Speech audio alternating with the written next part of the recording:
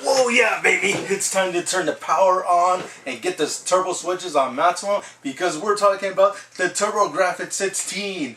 There's a lot of huge fans out there. We love the system. Thousands of millions of other people love the system.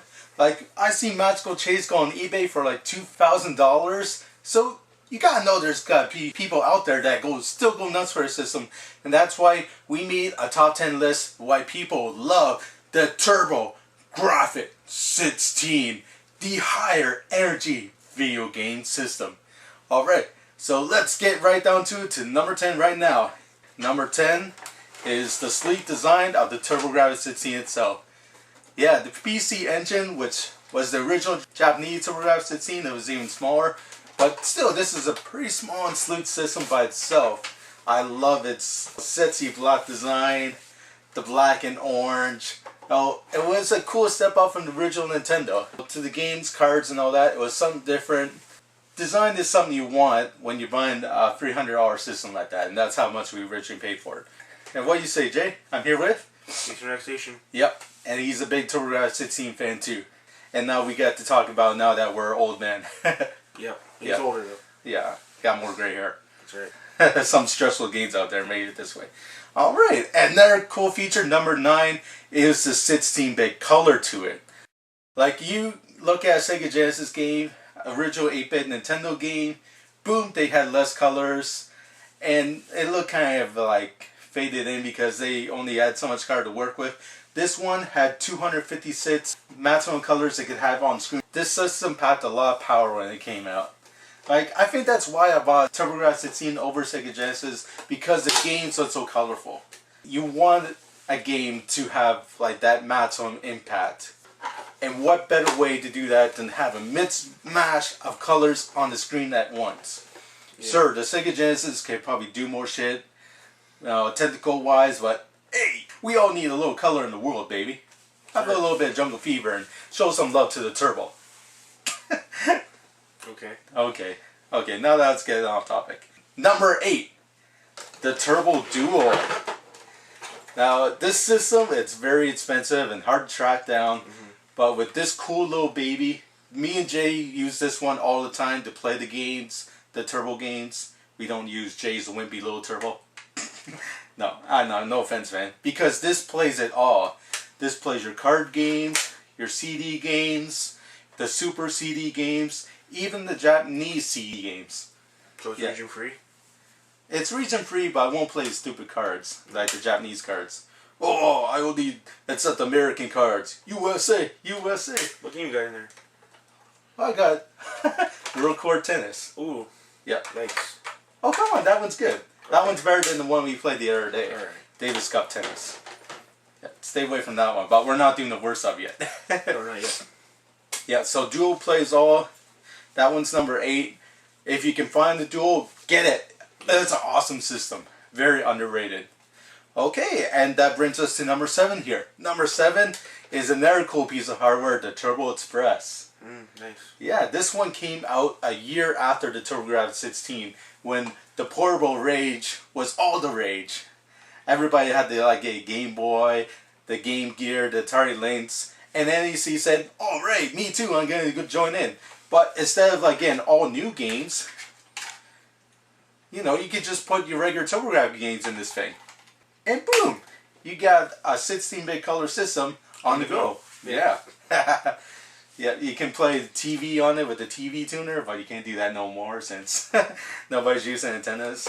But it was such an innovative device when it came out of the day. Like, imagine a portable original Nintendo, or a portable Sega Master System, portable Genesis, which didn't come out till 95 or something. No, Turbografx-16 was first to come out with a portable system of its own. I always hate the fact that you compare this to a Game Boy or something, you have to buy all new games for it, you're looking at a shitty black and white screen. TurboExpress maximized your game action all in one. Thing is, it's kind of expensive, $300. Yeah.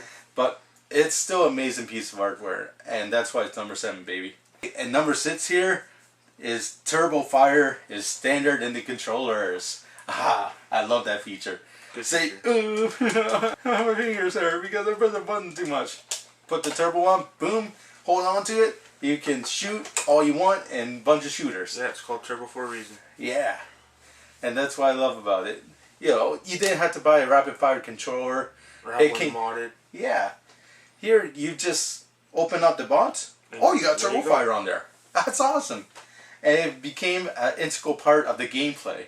You don't feel like you're cheating because NEC wants you to play the game that way. Right. I thought that was very cool. Good feature. Yep. And number 5 here. Number 5 in the top 10. We're getting down to the nitty gritty. Yeah, the shooters for the Turbografx-16. This system is like full of legendary arcade-like shoot 'em ups. Say you got a spaceship, you got like a Bonk flying up in the air or Robo Bonk. Just tons of arcade action shoot 'em ups. You got legendary arcade translation like Aero Blasters, Raiden. Psychosis. Well, Psychosis was more of like original title for Still a shooting game. Yeah, but yeah, it wasn't an arcade title. But I can see your point. Yeah, so you got original shooting games and arcade-like shoot 'em ups. Some have like interesting features like Psychosis. You can use 2 shields. You can rotate around your ship. Raiden was very accurate to the arcade game, minus the 2-player adaptation. You get ones like Sid Meets Terraforming, which had incredible music. And, of course, Air Zonk here, which I'm, of course, the world champion of. Thank you, thank you. Whatever, move on. So, if you love your shoot 'em ups, definitely recommend the Turbografx-16. Alright, number 4, it's Bonk's Impact. Nintendo had Mario, Sega had Sonic, NEC had Bonk. Headbutt! Yeah, what's cooler than a caveman that headbutts people, you know, to knock them out? It's good to see Bonk make a comeback. Like, he's going to have a new game coming out this year. That'll be good.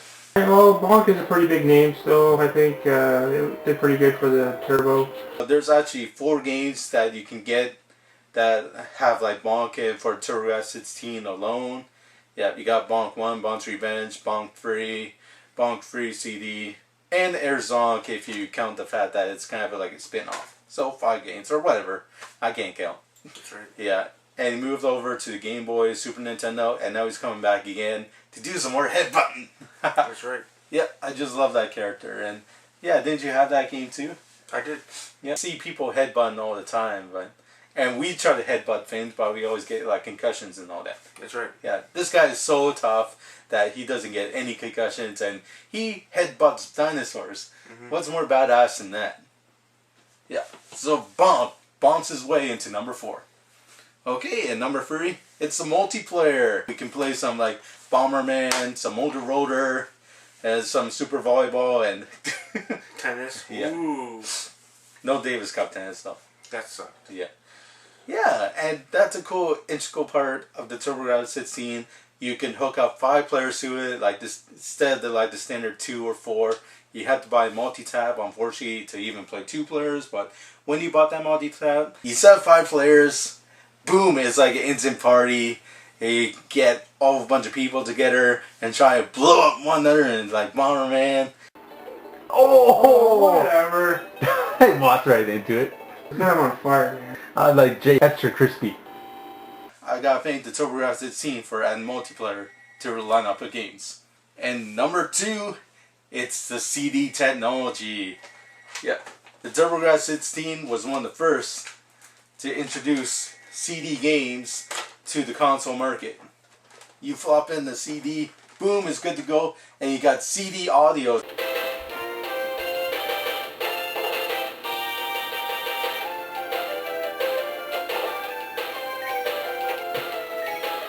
Oh yeah. Oh, it was just such an impact listening to games like Ease Book 1 and 2, listen to that high quality CD music for the first time, and playing a game so huge that it requires like thousands of memory that would be impossible to do like on a card or something. And that's what we use now. Like we all use CDs and DVDs now instead of like a card, so instead of like the Game Boy or something. Yeah. So CD impact is number 2, but what's number 1 gonna be? Okay, drum roll please. Number 1 feature of the TurboGrafx-16. It's, I know this one's kind of cheap, but it's underrated games. Got ones like Vigilous Tactical Gladiator, Galaga 90, Jackie Chan's Action Kung Fu, yeah, Legendary Acts, and a whole bunch of games that you can find on this system alone. Sid Meets Terraforming, Ninja Spirit, still one of the few console ports I only seen out there. Like, I think there's one for the Game Boy in Japan, but that's about it. Bloody Wolf is only for the TurboGrafx-16. Splatterhouse, that was cool to play for the first time. And still, it hasn't been translated to another system yet. Dungeon Explorer, very underrated. Aeroblasters, even though Jay didn't like it too much, I thought it was good. Final Lap Twin, good RPG mode, very unique. Yeah, just so many great games you can discover with this machine that you never played before, and you figured, whoa, this game is better than I expected. So yeah, number 1 is a cop-out, but it's a good cop-out because there's tons of underrated games that maybe you never heard of. You could try it for the first time and say, whoa, this is actually not as shitty as I thought it would be. Exactly. Because I figured, rating on the TurboGrafx-16 would be that great since it's an 8-bit machine and all, but boom, we played it and we thought it was awesome. So yeah, this is Star Soldier. Jason X Station. Over and out. Recommend you play some Turbo. That's right. So what do you say, Jay? Thanks for watching. Okay. Okay. This is Star Soldier 1. Jason X Station again. Over and out. Woo! Turbo wins. Okay.